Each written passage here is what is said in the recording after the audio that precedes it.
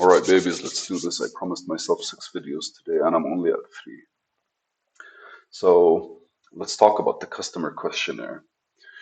Uh, most of the books that I read, sales techniques are more scripts,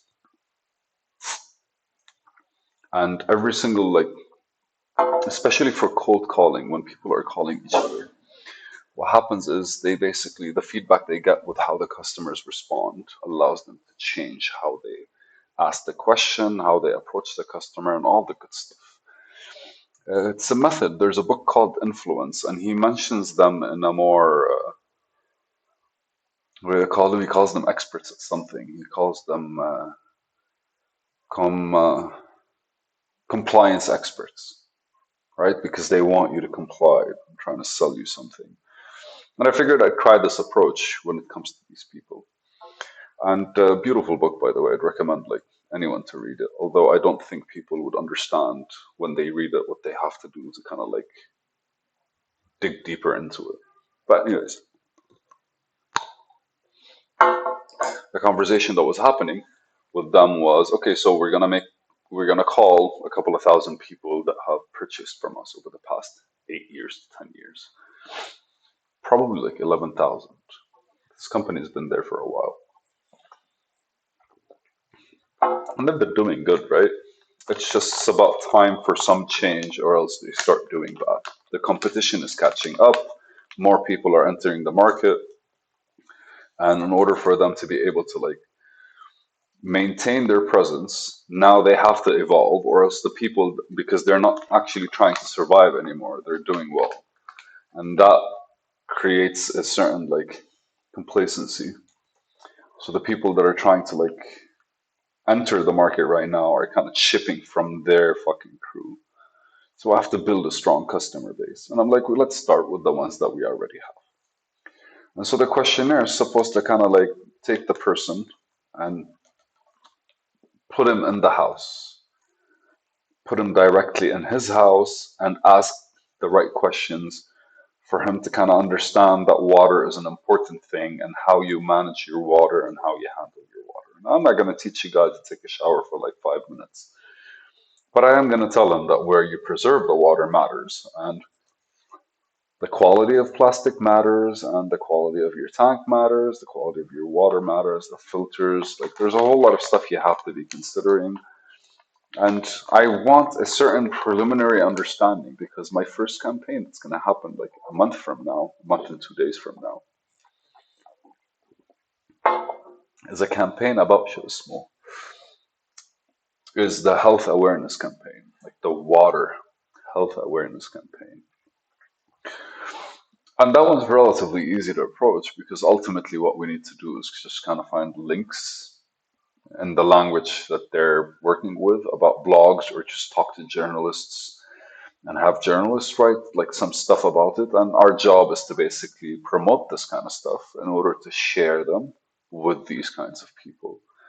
And when I say share them, I say our goal is to expose them to facts, health facts, doctors, the government over there, and like the health codes they have. Our job is to expose them so that we create some form of awareness towards water in their heads, in the back of their heads. And this is me explaining the details. Because if a customer kind of starts getting more and more about water, then he'll start thinking of everything he uses it for differently when he's taking a shower and everything.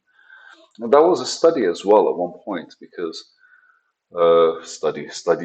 I've read it like 6, 7 books, but they're always referencing studies about how people's behavior changed not after you tell them that what they're doing is not really contributing, by actually showing how they are affected by their lack of contribution. Because it's an empathetic thing. You kind of look at yourself, you go like, I don't want that life for me, and then basically you start changing. If I just tell you you're not doing this, or like shame you or something like this, or just tell you it's good for you, most people just don't go for that. And it's an emotional connection we have. A whole lot of stuff that we just are connected to emotionally, and we have to interact with it in a certain way, which is a bit too philosophical from our perspective because because effectively what we're doing is thinking about ways for you to be able to kind of like see the benefits of things that are different. And ultimately, what we choose to market is where our ethics stand. Naturally, we're marketing water, and I want to prepare for that, and I want to understand from the people that kind of like already worked with us how we affected their lives. How would you get to that point? How would the questions that you would ask get to that point? So I started talking to them, and basically that's what I was explaining to them, by the way. I'm not just explaining it to you guys here, that's what I was explaining to them. And I started pointing about the smaller things that we use water differently for, and the smaller things that we could use water differently for that saves us, let's say, 20% of hospital bills. It's the way we wash our the way we wash our vegetables, for example. There are certain things that we can do, like wash it with vinegar, wash it with lemon.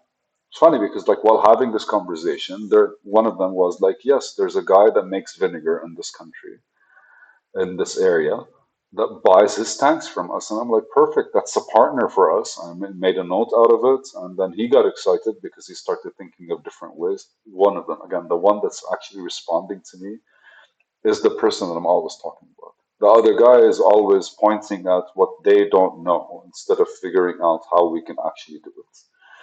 And he doesn't just apply it to him. It frustrates me sometimes. Because if we're talking about a random dude having to level up, he goes like, "I don't think he knows." I'm like, if he doesn't know, the point is to know. Like, there's no point thinking about this stuff. But it's fun because anytime he kind of says something like this, he then looks at me and then he realizes he says it, or I mentioned something about it. And then he goes quiet for the rest of the meeting, which is perfect because then, unless I ask him a question he doesn't answer, and he doesn't cut me off just to tell me we don't know. I know we don't know. I don't fucking know. We're figuring it out. And I keep mentioning it every single time. Although I did one thing right the last meeting. I asked him how much does he like not like me. And he started saying no, no, no, no, no, no, no. And I allowed him to kind of like vent out. And then I reminded him of like why we're doing this, and kind of like reminded him with the vision, reminded him with like the things that we're going to accomplish because we actually sat together and made that statement once. But anyways, so like I structured it. I don't know if that's a good structure, but I structured it with 8 questions. And it starts with a hello, what's up? This is us. We're calling you, to how have these years been to you? We haven't called you for a while, and we were wondering if whatever's happening in the area is affecting your household. And then basically by the fourth question, we ask about water and if he's having water issues where he is.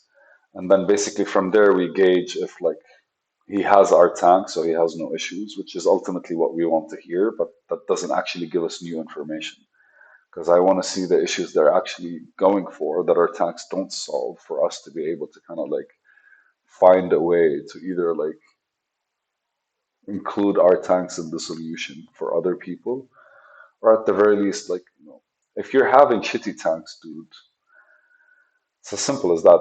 That was my thought process. If you have a shitty tank at home, and every summer it basically cracks, and it cracks from the top, correct? But like anytime you fill it with water, it starts leaking or it starts giving you all kinds of issues. But on top of all of that, if a tank cracks, that means its plastic is deteriorating, which means you're ingesting it in your water. And what if there are water shortages in the area?